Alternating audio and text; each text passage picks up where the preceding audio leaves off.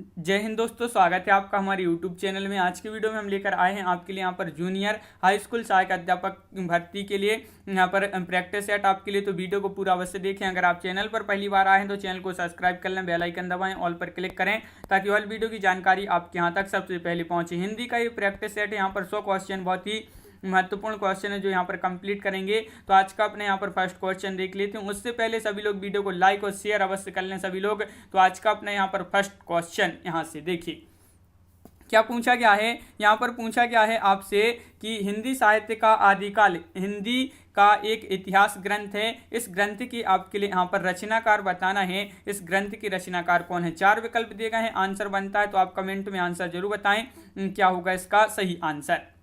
तो आपका यहाँ पर सी राइट आंसर है, हजारी प्रसाद द्विवेदी आपका सही आंसर होगा, हजारी प्रसाद द्विवेदी। क्वेश्चन नंबर 2 पूछा है, 52वां क्वेश्चन पूछा है यहाँ से कि हिंदी साहित्य के उत्तर मध्यकाल को कलाकाल नाम देने वाले विद्वान हैं। तो मिश्र बंधु, विश्वनाथ प्रसाद मिश्र या रमाशंकर शुक्ल रसाल या रामचंद्र शुक्ल। तो मध्यकाल को कलाकाल नाम देने वाले जो विद्वान हैं वह कौन है। विकल्प नंबर बी आपका राइट आंसर, रमाशंकर शुक्ल रसाल आपका सही आंसर होगा। वर्ण क्रमानुसार लिखा गया हिंदी साहित्य इतिहास ग्रंथ निम्नलिखित में से कौन सा है। कौन सा है बताइए। वर्ण क्रमानुसार लिखा गया हिंदी साहित्य का इतिहास ग्रंथ, प्रथम इतिहास ग्रंथ पूछा है तो 53 का बी राइट आंसर है, स्तवर दाला लित ऋत्वर हिंदुस्तानी। विकल्प नंबर बी आपका सही आंसर यहाँ पर है। क्वेश्चन नंबर 54 पूछा, हिंदी साहित्य 20वीं शताब्दी पुस्तक के लेखक कौन है। इस पुस्तक के लेखक आपके लिए यहाँ पर बताना है कौन है इस पुस्तक के लेखक। 4 विकल्प दिए गए हैं, महत्वपूर्ण क्वेश्चन है। 20वीं शताब्दी पुस्तक के जो लेखक हैं वह है नंद दुलारी वाजपेयी। विकल्प नंबर बी आपका यहाँ पर सही आंसर है, बिल्कुल सही। क्वेश्चन नंबर 55 है, इनमें से कौन सा ग्रंथ लौकिक चरित्र काव्य माना जाता है। लौकिक चरित्र काव्य माना जाता है, वह ग्रंथ का आपके लिए नाम बताना है, वह कौन सा ग्रंथ है। तो क्वेश्चन नंबर 55 का आपका जो सही आंसर है वह है आपका भविष्यत कहा। विकल्प नंबर 1 राइट आंसर है। क्वेश्चन नंबर आपसे 56 पूछा है कि दव्य दहाव प्रयास नामक अपभ्रंश में लिखित ग्रंथ की रचना किसने की है। इस ग्रंथ की रचना किसने की है। असगु, देवसेन, शालिबद्ध सूरी या जिन धर्म सूरी। तो 56 का राइट आंसर सी यानी कि देवसेन आपका यहाँ पर राइट आंसर है, देवसेन ने किए। तो विकल्प नंबर आपका यहाँ पर सी राइट आंसर है। क्वेश्चन नंबर है आपका 57, अमीर खुसरो का मूल नाम क्या था। अमीर खुसरो का मूल नाम आपके लिए यहाँ पर बताना है 57 में। तो अमीर खुसरो का जो मूल नाम था वह क्या था। तो आपका राइट आंसर है क्या है, अबुल हसन आपका राइट आंसर होगा, अबुल हसन। विकल्प नंबर आपका बी यहाँ पर सही आंसर है, अबुल हसन राइट आंसर है, बिल्कुल सही। 57 का बी। क्वेश्चन नंबर आपका 58 है, पायो जी मैंने राम रतन धन पायो प्रस्तुत पद की रचयिता कौन है। इस पद की रचयिता आपके लिए बताना है कि पायो जी मैंने राम रतन धन पायो प्रस्तुत पद के जो रचयिता हैं सूरदास, मीराबाई, कुंभनदास या तुलसीदास। तो सभी के लिए पता होगा मीराबाई आपका यहाँ पर राइट आंसर होगा, विकल्प नंबर सी। क्वेश्चन नंबर है आपका यहाँ पर क्वेश्चन नंबर है 59 कि रचना और रचनाकार की दृष्टि से इनमें से कौन सा जो विकल्प यहाँ पर दिया गया है वह कैसा है, गलत है। कौन सा वह विकल्प है जो गलत है यहाँ पर बताइए रचना और रचनाकार की दृष्टि से। तो 59 का विकल्प नंबर 1 राइट आंसर है, बेली कृष्ण रुक्मणीरी चतुर्भुजदास। ये कैसा है, गलत है। तो विकल्प नंबर 1 आपका यहाँ पर सही आंसर है। क्वेश्चन नंबर 60 आपसे पूछा है, मध्यकालीन संत काव्य पर निम्नलिखित में से किसका प्रभाव नहीं है। तो किसका प्रभाव नहीं है। मध्यकालीन संत काव्य पर निम्नलिखित में से किसका प्रभाव नहीं है। नाथ साहित्य, अद्वैत दर्शन या उपनिषद या जैन साहित्य। 60 का राइट आंसर विकल्प नंबर 1 यानी कि नाथ साहित्य राइट आंसर है। अंगद पेज की रचना किसने की है। Question number 61, Nabhadas, Ishwardas, Dharnidas, Malukdas. तो आपका सही आंसर है अंगद पेज की जो रचना की है। 61 का सी राइट आंसर है, ईश्वरदास। ईश्वरदास आपका सही आंसर यहाँ पर होगा। कृष्ण गीतावली किसकी रचना है। सूरदास, तुलसीदास, नाभादास या मीराबाई। क्वेश्चन नंबर 62 है और आपका सही आंसर है 62 का विकल्प नंबर आपका सी यानी कि तुलसीदास आपका सही आंसर होगा, 62 का सी। क्वेश्चन नंबर 63, निम्नलिखित में से कौन अष्टचाप का कवि है। अष्टचाप के कवि है मीराबाई, सूरदास, रसखान या विद्यापति। क्वेश्चन नंबर 63 का सही आंसर बताइए क्या होगा। 63 का सही आंसर अष्टचाप के कवि हैं तो सूरदास आपका सही आंसर होगा, सूरदास आपका राइट आंसर है, 63 का सी। क्वेश्चन नंबर 64, केशव दास का अलंकार पर आधारित ग्रंथ कौन सा है। विज्ञान गीता, रसिक प्रिया, रतन बाबनी या कवि प्रिया। तो केशव दास का अलंकार पर आधारित ग्रंथ पूछा है। 64 का आपका राइट आंसर डी, कवि प्रिया आपका सही आंसर है। क्वेश्चन नंबर 65 आपसे पूछा है निम्नलिखित में से कौन सी रचना सेनापति की है? रसराज, राम रसायन, कवित्त रत्नाकर या भाव विलास। तो सेनापति की आपके लिए रचना बताना है कौन सी है। तो 65 का आपका राइट आंसर होगा कवित्त रत्नाकर। कवित्त रत्नाकर 65 का भी सही आंसर है। क्वेश्चन नंबर है आपका यहाँ पर 66, रामचंद्रिका का रचना वर्ष समय क्या है? रचना समय आपसे पूछा है रामचंद्रिका का। 4 विकल्प भी आपके यहाँ पर दिए गए हैं। क्वेश्चन नंबर है आपका यहाँ पर 66 और 66 का सही आंसर है क्या है राइट आंसर? विकल्प नंबर आपका 1 यानी कि रामचंद्रिका का जो रचना समय है 1601 ईस्वी है। क्वेश्चन नंबर आपका 67 पूछा गया है, सीखी लीनो मीन मृग खंजन कमल नैन, सीखी लीनो जस ओ प्रताप को कहानी है। ये पंक्तियां जो है किस कवि की हैं? पंक्तियां आपके लिए बताना है किस कवि की ये पंक्तियां हैं।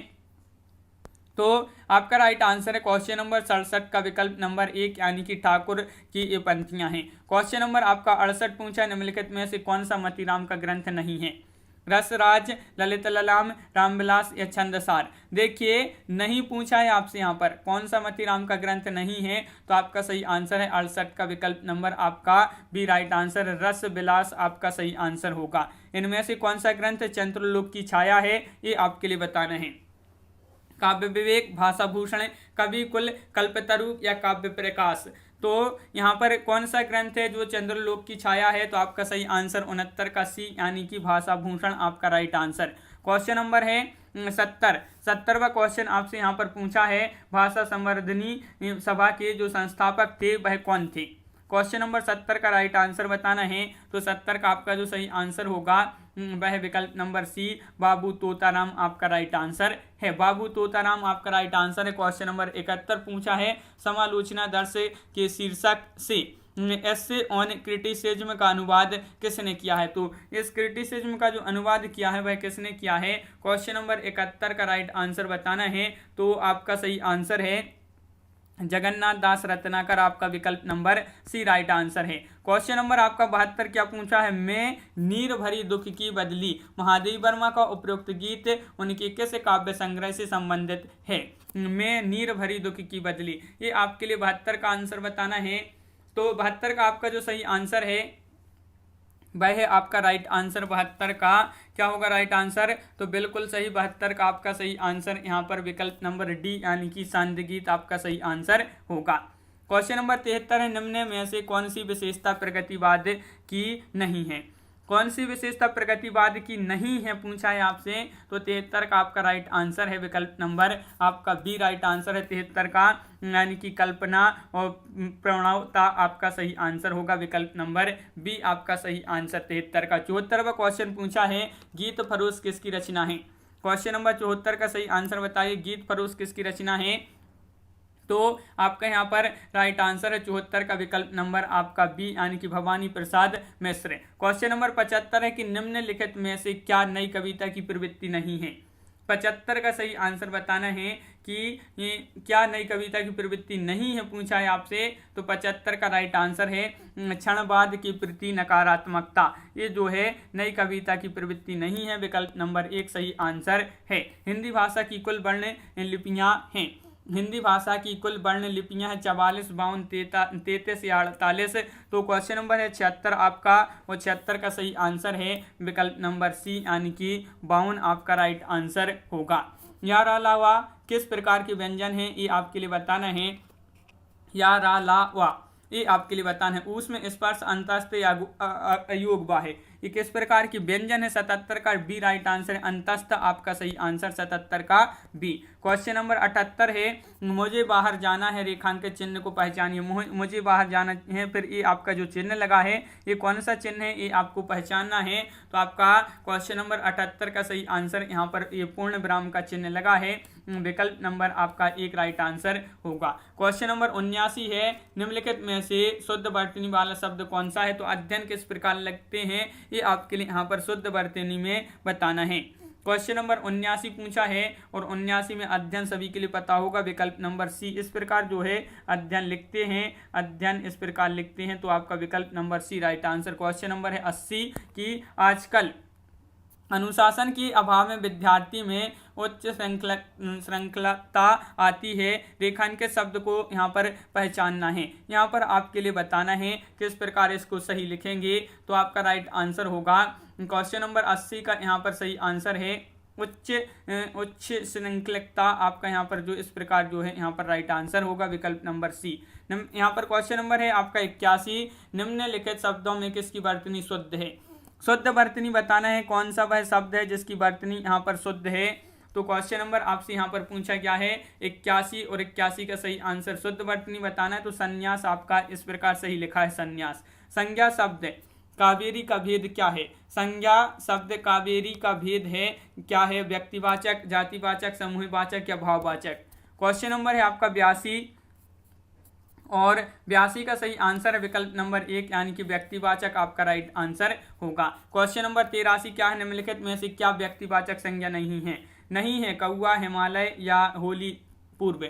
देखिए व्यक्तिवाचक संज्ञा नहीं पूछा है आपसे, तो आपका यहाँ पर 83 का कौआ विकल्प नंबर 1 राइट आंसर बिल्कुल सही। क्वेश्चन नंबर है आपका यहाँ पर 84, क्या पूछा है कि निम्नलिखित में से किस वाक्य में सर्वनाम का प्रयोग हुआ है। सर्वनाम का जो प्रयोग हुआ है वह कौन सा वाक्य है। आज बरसात होगी, मैं कल दिल्ली जा रहा हूँ, सीमा और रीमा बहनें हैं, घर का काम कर लूँ। तो किस वाक्य में सर्वनाम का प्रयोग हुआ है। तो आपका 84 का राइट आंसर विकल्प नंबर बी राइट आंसर है, मैं कल दिल्ली जा रहा हूँ। क्वेश्चन नंबर है आपका यहाँ पर 85वां क्वेश्चन पूछा गया है, यह मकान मेरे भाई का है। रेखांकित शब्द यहाँ पर रेखांकित पद है, पद कौन सा है यहाँ पर बताना है आपके लिए। 85 का सही आंसर होगा आपका यहाँ पर यह मकान मेरे भाई का है। इसमें रेखांकित पद जो है संकेत वाचक सर्वनाम विशेषण, ये आपका बी राइट आंसर होगा। विशेषण के मुख्यतः कितने भेद होते हैं, 3, 6, 4, 2। तो विशेषण की आपके लिए भेद बताना है और 86 का आपका जो सही आंसर है वह आपका 86 का राइट आंसर। विशेषण की मुख्यतः कितने भेद होते हैं, तो 86 का बिल्कुल सही 4 भेद होते हैं। कितने भेद होते हैं, 4 भेद होते हैं, यानी कि विकल्प number B right answer. Question number 87, कुछ बच्चे इधर आओ वाक्य में विशेषण पहचानिए। कुछ बच्चे इधर आओ वाक्य में विशेषण आपके लिए पहचानना है। तो 87 का सही आंसर होगा कुछ बोला है, कुछ से आपका यहाँ पर संख्यावाचक हो जाएगा। विकल्प नंबर आपका यहाँ पर डी राइट आंसर होगा, यानी कि 87 का डी बिल्कुल सही आंसर है। क्वेश्चन नंबर 88 आपका यहाँ पर क्या दिया गया है, किसी कार्य का करने या होने का बोध कराने वाले शब्द कहलाते हैं। किसी कार्य का करने या होने का बोध कराने वाले जो शब्द हैं वह कहलाते हैं काल, क्रिया, संख्या या विशेषण। तो 88 का आपका जो सही आंसर है ये कहलाते हैं, क्या कहलाते हैं, क्रिया आपका यहाँ पर सही आंसर होगा। क्वेश्चन नंबर है आपका 89, क्रिया के मूल रूप को खालिस्तान कहते हैं, धातु, पुरुष, काम या काल। क्वेश्चन नंबर 89 का आपके लिए आंसर बताना है। तो 89 का आपका राइट आंसर है धातु। क्या कहते हैं, धातु आपका यहाँ पर सही आंसर विकल्प नंबर 1 राइट आंसर है। आजकल मौसम बदलने लगा है, रेखांकित पद का पद परिचय क्या होगा। पद परिचय होगा तो इसका पद परिचय आपके लिए बताना है क्वेश्चन नंबर 90 का। क्या है सही आंसर, क्वेश्चन नंबर 90 है और इसका सही आंसर सी राइट आंसर है। कालवाचक क्रिया विशेषण बदलने लगा है, क्रिया का विशेषण। तो इस प्रकार ये आपका विकल्प नंबर सी राइट आंसर 90 का। क्वेश्चन नंबर है 91, धावक तेज गति से दौड़ते हैं वाक्य में तेज गति क्रिया विशेषण का कौन सा भेद है। तो जो तेज गति है ये आपका क्रिया विशेषण का कौन सा भेद है।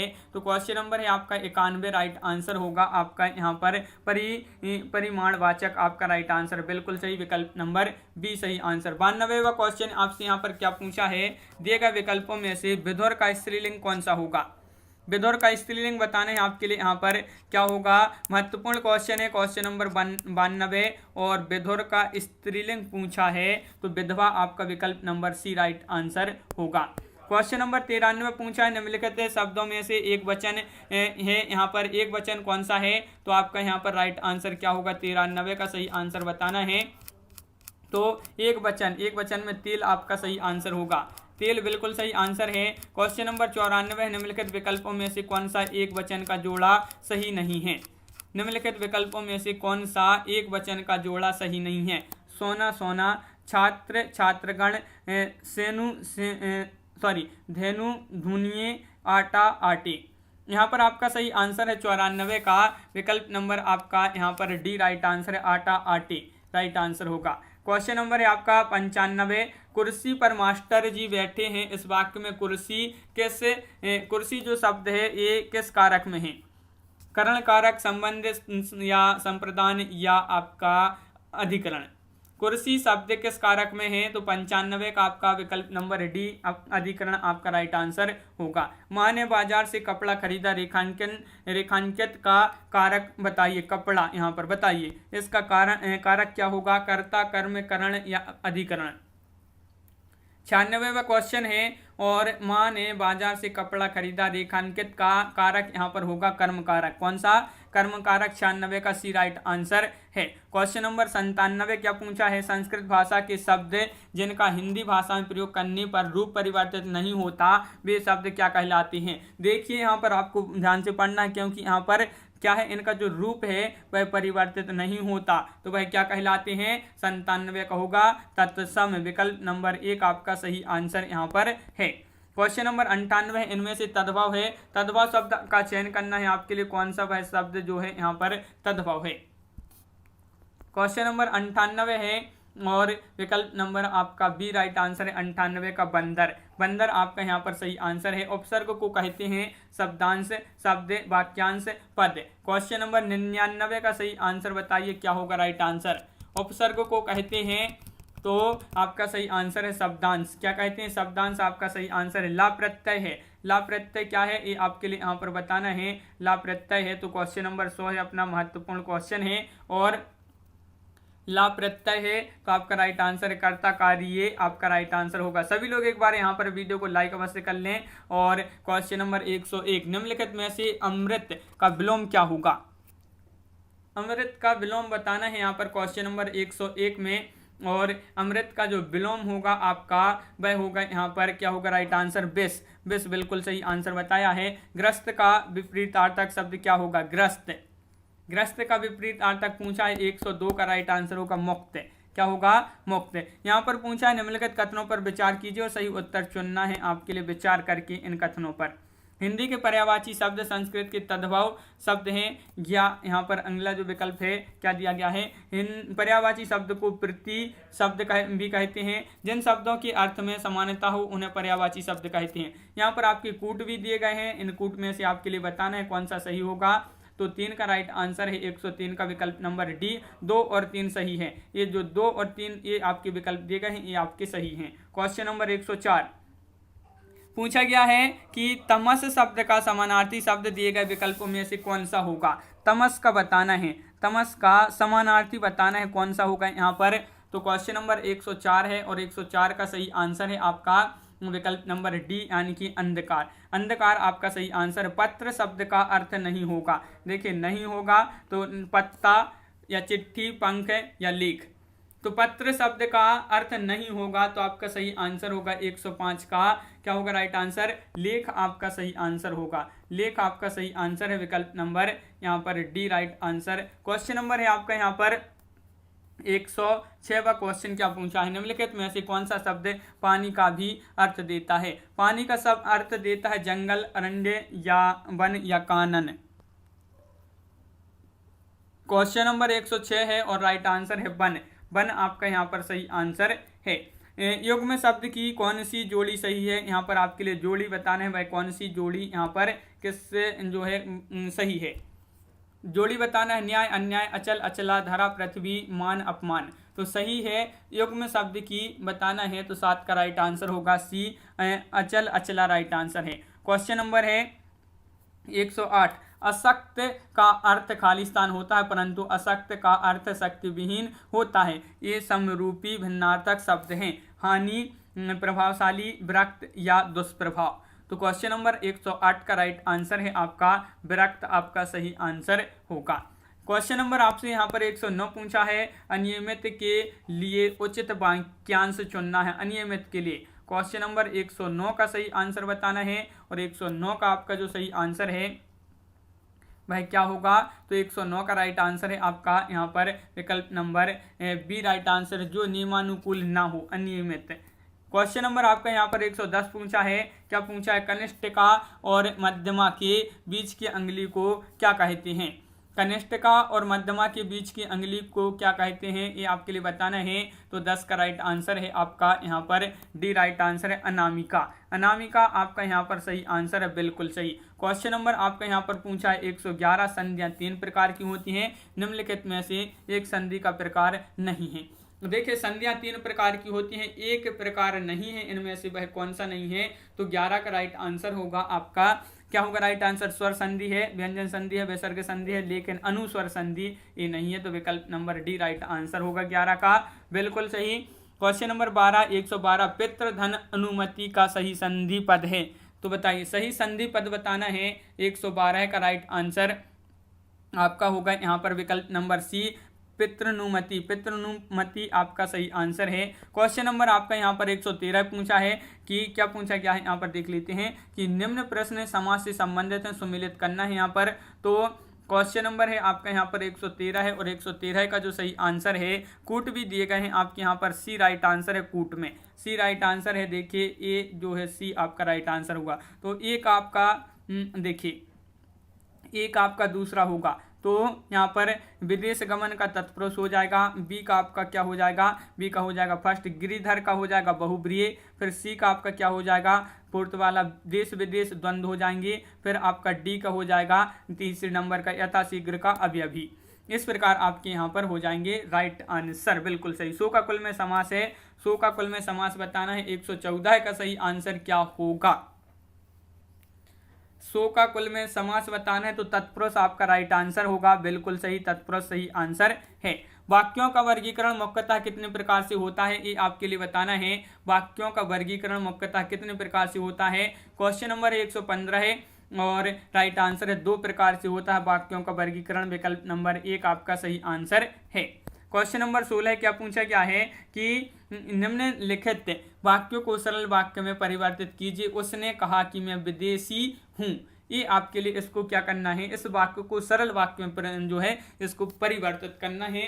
तो 16 का right answer B right answer, उसने अपने आप को विदेशी बताया। ये जो है बी आपका यहाँ पर सही आंसर होगा, बी यहाँ पर सही आंसर है। क्वेश्चन नंबर 17 क्या पूछा है? यहाँ लगभग कोई 2 दर्जन के करीब संतरे हैं।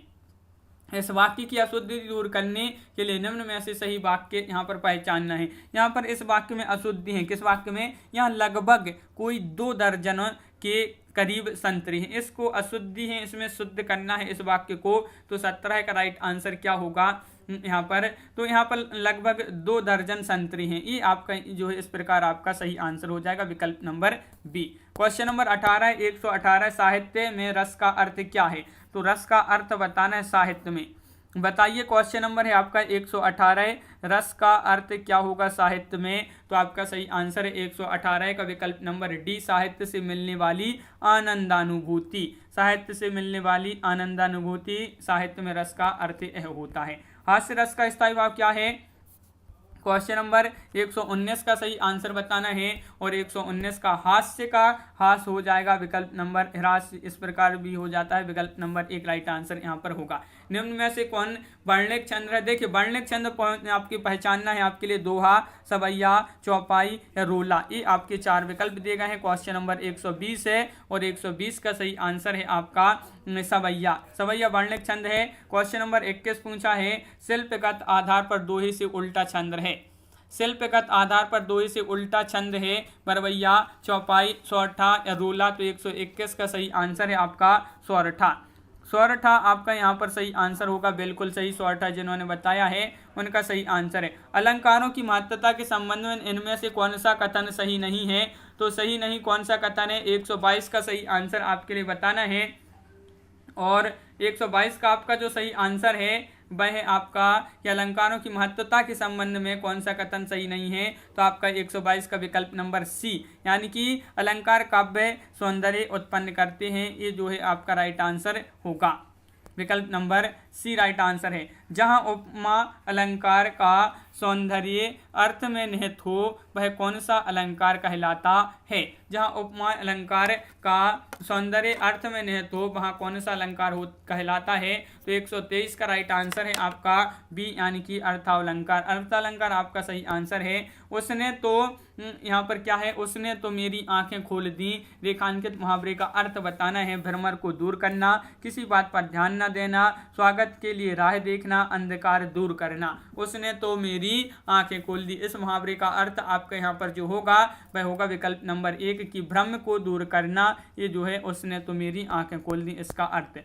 आग लगाने पर कुआं खोदना, सॉरी आपका यहाँ पर क्वेश्चन पूछा है आग लगने पर कुआं खोदना, लोकोक्ति है ये, और इसका जो सही अर्थ होगा इसका अर्थ आपके लिए बताना है। आग लगने पर कुआं खोदना, इसका अर्थ क्या होगा इस लोकोक्ति का। क्वेश्चन नंबर 125 है संकट के समय बचाव के लिए सोचना, ये जो है आपका विकल्प नंबर बी सही आंसर है। क्वेश्चन नंबर 126 है पृथ्वीराज रासो किस कवि की रचना है।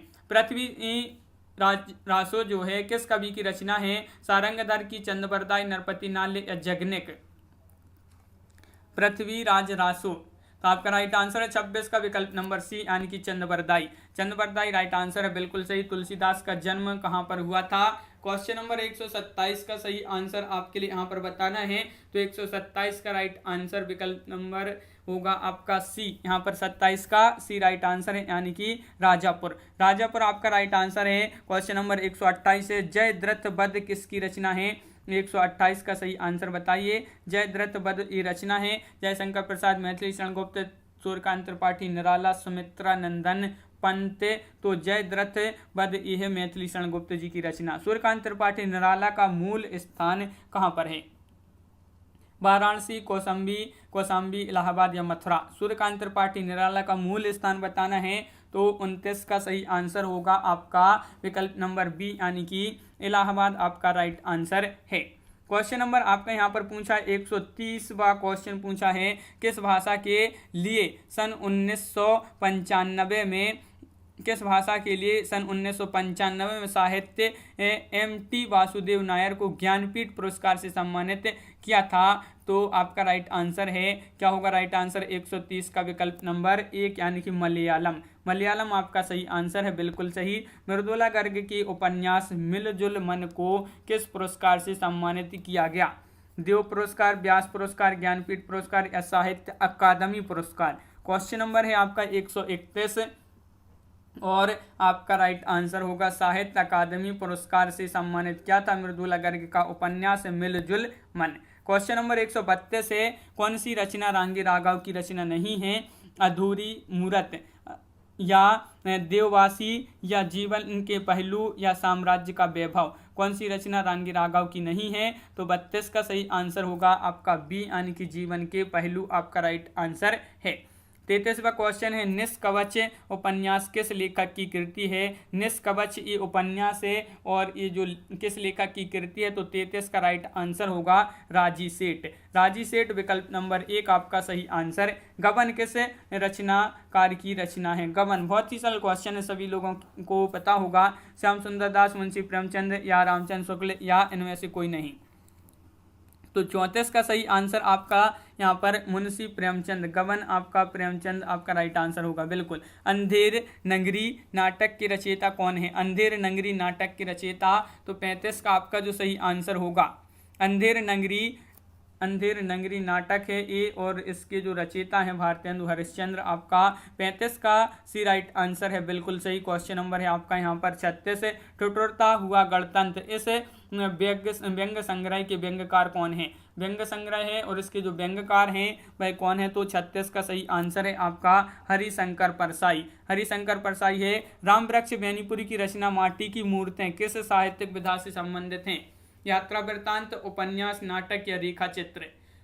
इस प्रकार का क्वेश्चन पूछा जाता है। और माटी की मूर्तें के रचनाकार कौन है। तो रामवृक्ष बेनीपुरी हैं। और इस किस विधा से संबंधित है। तो 37 का सी यानी कि रेखा चित्र आपका सही आंसर होगा। क्वेश्चन नंबर 138 पूछा भारतेंदु द्वारा संपादित पत्रिका इनमें से कौन नहीं है, पहचानिए। नहीं है पूछा है आपसे।